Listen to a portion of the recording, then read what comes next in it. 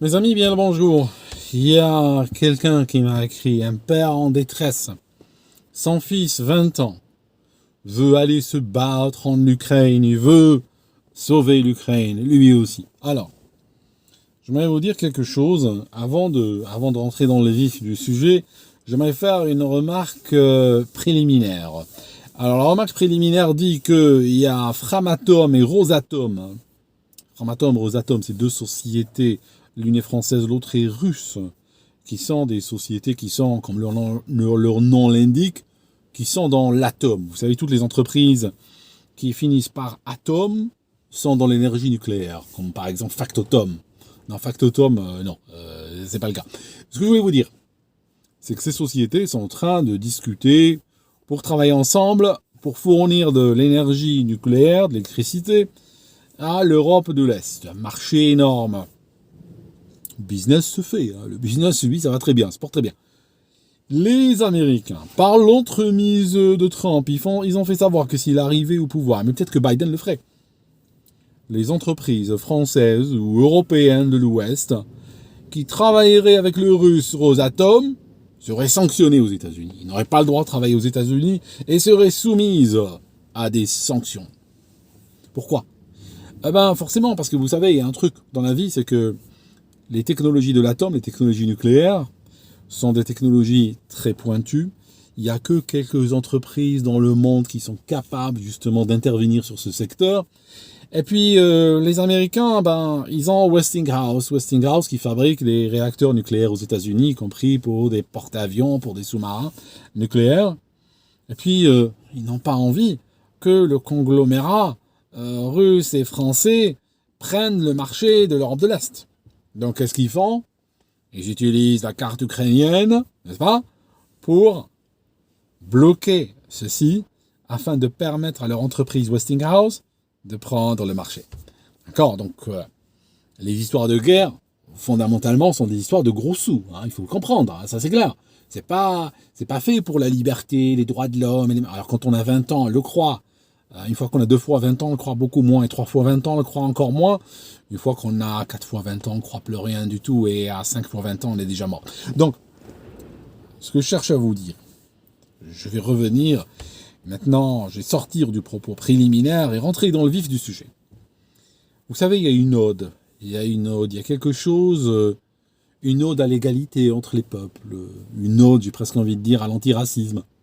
Je vous dis un truc. Dans cette voiture, c'était une autre, c'était pas celle-là. Dans une voiture similaire à celle-ci, il y a presque 10 ans, j'étais en train de parler à des jeunes d'origine musulmane, des jeunes musulmans, qu'ils soient d'origine ou des convertis. J'étais en train de leur parler et leur dire de ne pas aller chez ISIS, chez le groupe ISIS en Syrie. Beaucoup étaient tellement hystériques, ils avaient vu tellement de vidéos sur YouTube, ils étaient dans des groupes sur Facebook, ils avaient appris des choses, lu des choses, partagé des images, rentré dans des groupes Telegram, et ils savaient des choses. Et ils voulaient partir en Syrie. J'ai fait beaucoup de vidéos, il y a même des filles qui voulaient partir en Syrie. Et il y a une vidéo sur ça, sur les filles qui voulaient partir en Syrie. Et elle finissait très mal, je n'ai pas besoin de vous faire un dessin, mais elle finissait très mal. Donc, à l'époque, j'ai fait ça. Et j'ai empêché beaucoup de partir. Comme je le sais, parce que beaucoup m'ont écrit par la suite, pour me le dire, au fur et à mesure des années. M'ont écrit en me disant, je te jure sur la tête de ma mère que j'étais à 2 doigts de partir. Que j'étais sur le point de partir. Et j'ai entendu ta vidéo littéralement 2 jours avant que je prenne l'avion. Sans rester. Et aujourd'hui, ils ont des enfants, ils ont des familles, ils ont retourné un petit peu, ils sont revenus à eux-mêmes. C'est tout ce qu'on peut espérer à quelqu'un, c'est revenir à lui-même. Et je me retrouve aujourd'hui en 2024 avec des messages très similaires à ceux que je recevais en 2015. Où des gens me disaient « Aldo, j'ai mon fils, ma fille, j'ai découvert un projet de départ en Syrie. » Et aujourd'hui, c'est un Français qui m'écrit pour me dire mon fils veut partir, mourir en Ukraine. » Vous voyez le truc ? Vous voyez la correspondance ? Les mêmes histoires, chaque décennie, les mêmes histoires. Ça se répète, ça se répète. Et moi, quand j'étais enfant, j'étais en Algérie, on avait des jeunes qui, à l'époque, partaient en Afghanistan. Parce que les États-Unis avaient lancé il y a une guerre avec l'URSS, mais à l'époque, on ne jouait pas. À l'époque, le terrain de jeu, c'est pas l'Ukraine. Aujourd'hui, c'est l'Ukraine. À l'époque, c'était l'Afghanistan. Et donc, des jeunes partaient, c'est du djihadisme sur pied, ils partaient au Pakistan. Donc là-bas, la police locale les enregistrait, ils les mettaient dans des camions, ils leur donnaient des armes, et ils les envoyaient de l'autre côté se faire tuer. Et puis voilà, c'était une autre époque encore. Ce qui est bien, vous savez, j'ai un ami, il est militaire, il a fini son contrat il y a peu de temps, et il a été contacté par énormément de sociétés de mercenariat. C'est actif le mercenariat dans le monde, il ne faut pas croire. Et vous savez combien on lui proposait? On lui proposait des missions, mais alors la mission, on va dire, il m'a donné une idée des prix, c'est assez incroyable. Mettant juste une mission en Afrique, de protection de personnalité. Ça signifie une mission de rien du tout. Juste, il y a un président, il y a un premier ministre dans une zone où il n'y a même pas de guerre, mais bon, le gars, il est un petit peu inquiet, il fait pas confiance, il y a des problèmes tribaux dans la région et tout. Juste ce qu'il veut, c'est un véhicule d'hommes armés devant et un véhicule d'hommes armés derrière, des gens de confiance, des occidentaux, comme ça, ils vont pas le vendre parce qu'ils font pas partie du substrat local, parce qu'un local, t'as toujours peur. Un local, t'as toujours peur que, voilà, il se retourne contre toi, mais l'occidental que tu paies. Des missions de la sorte, avec zéro risque. On est en train de parler du 500 € par jour. Par jour. Tu vois ce que je veux dire? C'est dingue, Il n'est pas parti. Je l'ai dissuadé, il n'est pas parti. Mais pour vous dire que c'est les missionnaires coûtent très cher. Mais l'homme, le militaire, coûte encore plus cher. Parce que le militaire, lui, parce que le mercenaire, l'avantage avec, c'est que s'il se fait flinguer, il jette le corps quelque part, il l'enterre, terminé. Le militaire, je veux dire, tu vas le prendre en charge, médicalement, socialement. Tu prends en charge sa famille, son entraînement, tu lui payes un salaire pendant 20 ans de contrat, tout ça. Il te reviendra, en réalité, plus cher que les 500 € par jour. Pourquoi? Parce que le militaire, il va peut-être passer 20 ans chez toi, mais sur les 20 ans, il va peut-être passer 3 mois à faire la guerre en tout. Donc si tu regardes par journée de guerre, ça revient très cher le soldat. C'est plus cher que le mercenaire. Donc il y a le mercenariat, il y a les soldats, et il y a encore quoi? Il y a encore les naïfs. Il y a encore la chair à canon. Il y a de la chair à canon qui a la vocation d'aller mourir, voilà, d'aller se faire tuer, qui regarde la télé. Dis-moi que tu regardes trop la télé sans même me dire que tu as une télé. Je veux aller mourir pour l'Ukraine. Je veux dire, moi je te dis un truc. Ne meurs ni pour l'Ukraine, ni pour la Russie. Moi je vais même te dire pire. Même s'il y a une guerre en France, prends tes affaires et dégage. Pars en France. Parce que quitte le pays s'il y a une guerre, même dans ton propre pays. Parce que ce qui va se passer, c'est que tu vas aller mourir pour ton pays, entre guillemets. Et les médailles, et les postes à responsabilité, et les ministères, et les fortunes seront donnés aux traîtres. C'est comme toujours comme ça. C'est toujours comme ça dans les guerres. Je n'ai ras-le-bol que de voir des guerres avec les braves gens qui vont mourir. Avec les gens qui ont des valeurs qui vont se tuer. Alors oui, des gens, ils ont beaucoup de valeurs, mais ils ont une petite tête. L'un n'empêche pas l'autre. Tu sais, on peut être un homme d'honneur, être un homme de valeur, mais avoir un quotient intellectuel de 86. Tu sais, c'est comme ça, c'est la vie comme ça. L'humain est compliqué. On peut pas c'est pas un tout. Il y a plein de choses. Je veux dire, aller mourir pour l'Ukraine. Et je te raconte encore une chose. Tu sais que il y a des conventions, comme par exemple la convention de Genève et d'autres conventions, qui sont pas appliquées, on le sait, c'est du papier, mais qui font que les guerres, ça arrive, mais les guerres s'arrêtent aussi. Il y a plein de guerres dans le monde, tu regardes, tu vois les livres d'histoire, le monde n'est fait que de guerres très meurtrières qui ont eu lieu, puis qui un jour se sont arrêtées. Alors il faut savoir une chose, quand les guerres s'arrêtent, il y a des négociations qui ont lieu. Des négociations sous l'égide de l'ONU ou peu importe, pour qu'est-ce qu'on fait des territoires, qu'est-ce qu'on fait des populations, qu'est-ce qu'on fait des prisonniers de guerre, qu'est-ce qu'on fait des blessés, qu'est-ce qu'on fait des corps, qu'est-ce qu'on fait des prisonniers, des machins, on se comprend. C'est des discussions qui durent longtemps dans le but de trouver un règlement qui plaise à tout le monde. Eh bien, il faut savoir une chose. Les mercenaires, les volontaires étrangers et tout ça, ne sont pas couverts par ces conversations. Tout le monde s'en fiche par la suite. Si un jour, les Ukrainiens et les Russes arrivent à une entente quelconque, ils vont discuter. Que faire des Russes? Que faire des Ukrainiens? Ils vont échanger des prisonniers. Mais l'étranger qui est venu, qui est présumé mercenaire, il n'a aucune protection, lui. L'histoire de ISIS en Syrie, il faut savoir une chose. L'histoire s'est arrêtée maintenant. Sauf qu'elle ne s'est pas arrêtée pour beaucoup d'étrangers qui sont partis se battre là-bas. Eh bien, ces étrangers, quel que soit le côté dans lequel ils étaient, qu'ils soient du côté syrien ou du côté Daesh ou côté ISIS, ils pourrissent dans des camps maintenant. Ils ont été, comment dirais-je, déshérités. Ils ne sont plus reconnus par leur pays d'origine. Leurs passeports ne sont plus valides. Le Royaume-Uni, il y a beaucoup de Britanniques qui leur ont retiré la nationalité. Ils en ont fait pour beaucoup des apatrides et les laissent crever là-bas. Hein, regardez, Shamima Begum, on nous la montre pratiquement tous les 15 jours, elle est dans les journaux britanniques. Elle avait 16 ans, elle est partie là-bas, elle est toujours là-bas. Elle est dans un camp de réfugiés, et puis voilà, elle vit de semoule que lui donne le croissant rouge, et puis elle vit sous une tente, et voilà, elle crèvera dans une tente, personne n'en veut. Ni son pays d'origine n'en veut, il dit, t'as été offrir ton... je vais dire un gros mot. On va reprendre, je reprends la phrase. T'as été, voilà, tu es parti chez des terroristes, d'accord. Nous, on t'enlève la nationalité britannique, ok. On t'enlève ton passeport britannique, t'es plus british, tu reviens plus jamais chez nous. Débrouille-toi avec eux. Débrouille-toi. Demande la nationalité du califat. Demande le passeport du califat. Elle vit dans un camp, dans la misère, dans une tente. Les journalistes ont été la voir.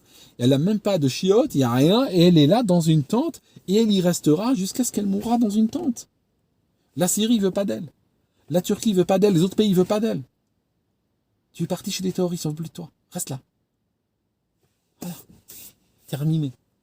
Donc, je vais dire, des jeunes qui écoutent les news, et qui veulent aller se battre pour un pays ou un autre, qui veulent aller se mêler de guerre qui ne les regarde pas. Bon, tous les 10 ans, le système en crée. Hein. Le système en a besoin, donc forcément. Nous, on en a ici. Hein. On en a qui sont partis se battre pour l'Ukraine. On a d'autres qui sont partis se battre côté russe. Les deux sont dans l'égarement. Tu te bats ni pour les uns ni pour les autres. C'est un truc contre slaves. Tu les laisses se démerder. Tu les laisses régler leurs problèmes, quoi. Et en espérant que le calme reviendra un jour entre eux puis qu'ils régleront leurs problèmes. Mais ce n'est pas les nôtres. C'est pas les nôtres. Voilà, mes amis. De toute façon, je vais dire un truc. Ceux qui veulent aller se battre pour l'Ukraine, la France aujourd'hui est devenu le fusible ukrainien. C'est très simple. Par Macron.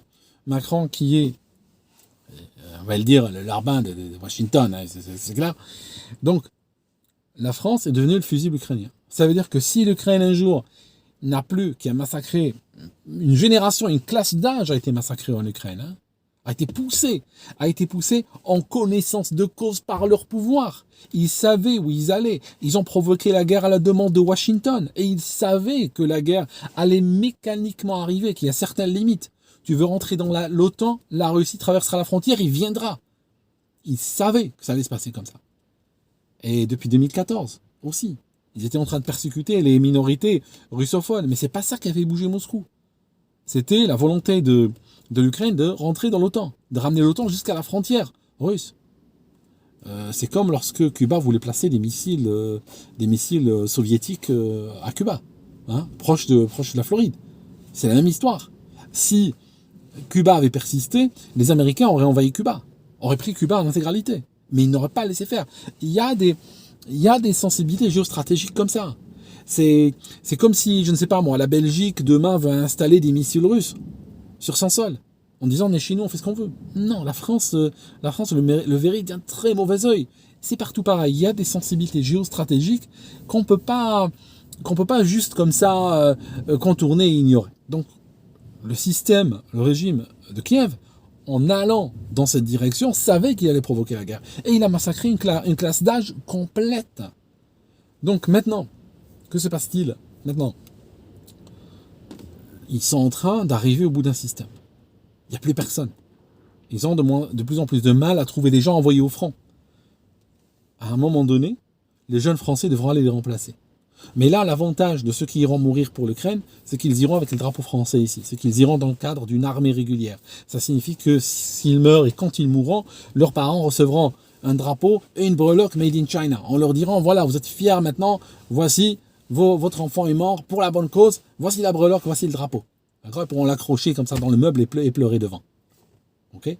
Et au moins, ils iront dans un contexte légal.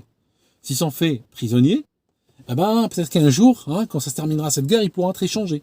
Hein, il y aura le croissant rouge qui leur emmènera, ou la croix rouge qui leur emmènera du courrier, une boîte de thon, voilà, un truc comme ça, une photo de la tombe d'un parent mort et tout. Voilà, ça fait du bien. Et toujours, ça crée une sorte de connexion avec le pays. C'est ça l'idée. D'accord ? Donc, t'as pas besoin de te ruer, t'as pas besoin d'aller maintenant en Ukraine. Attends, et ils vont venir t'emmener de force, si ça se trouve. Donc, t'inquiète pas. Et au moins, ils te payeront le billet, tout ça, t'as pas besoin de payer de tes propres deniers. Alors voilà, mes amis. Donc, voilà, c'est assez étrange. Bon, voilà, il faut bien que jeunesse se passe, comme on dit, mais à mon époque, moi, la jeunesse se passait sans qu'on ait envie d'aller nous faire tuer pour des guerres à droite à gauche. Hein. Ceux qui partaient pour l'Afghanistan à mon époque, hein, c'était pas les plus futés, hein, pour être honnête avec vous. D'accord ? C'était pas. Mais moi au fond, celui qui veut aller, qu'il y aille, hein, franchement, hein, c'est pas. D'accord ? Moi, ça va rien me coûter. Hein. Le monde est darwinien, je veux dire, c'est pas tout le monde qui va vivre à 100 ans, hein, c'est clair. Et il y en a, voilà, il y a des gens qui conduisent dangereusement la moto, tu sais que le mec, il va finir par emplafonner quelque chose et ça arrive. C'est comme ça, tu sais. Hein, tu sais que le mec, tu vois sa tête, tu vois son comportement, tu sais qu'il n'est pas fait pour vivre à 100 ans. Quoi. Bon, voilà. T'as d'autres, de toute façon, il y a le chômage de masse, et il y a la cherté de la vie, l'immobilier finit pas d'augmenter, tout ça. Donc, on me dirait Bill Gates, un peu moins de monde. Hein. Bon, moi, je dis ça juste comme ça. Hein. Moi, je milite pas pour qu'il y ait moins de monde. Hein, mais bon, tu comprends ce que je veux dire. Des fois, voilà, l'autre jour, j'ai pris le bus. Hein, la voiture était chez le mécanicien, j'ai pris le bus, c'était blindé. Il y a des jours, tu comprends Bill Gates. Hein. Tu vois ce que je veux dire. Bon, le mec, je sais, je suis pas d'accord avec lui, mais est-ce qu'il a complètement tort? Moi, j'en sais rien. Il y a des jours, tu comprends. Donc voilà, si un jeune veut aller se faire tuer dans une guerre qui n'est pas à lui, moi, des fois, je pense, hein, dans mon fort intérieur, hein, vous savez, voilà, des fois, je pense qu'il a été jugé dans une juste balance et que, voilà, il a été décidé qu'il va sortir du pool génétique de l'humanité, quoi. Qu'il n'est pas là pour faire une famille, hein, qu'il est là pour aller crever la gueule ouverte dans les steppes enneigées d'Ukraine, quoi. Hein. Voilà, pour une guerre dont on n'a même pas compris les tenants et les aboutissants. Hein. Enfin, c'est comme ça. C'est comme ça et pas autrement. Merci mes amis d'avoir écouté cette vidéo jusqu'ici. Et voilà. Et puis, de toute façon, la décennie prochaine, hein, il y aura une guerre. Je sais pas ce que ça sera. Bon, on en parlera à l'occasion. Hein. Il y aura toujours des jeunes qui voudront aller mourir pour et tout. Bon, c'est le système qui se répète sans arrêt. Hein. Il n'y a pas de souci. Hein. Voilà mes amis, à très bientôt.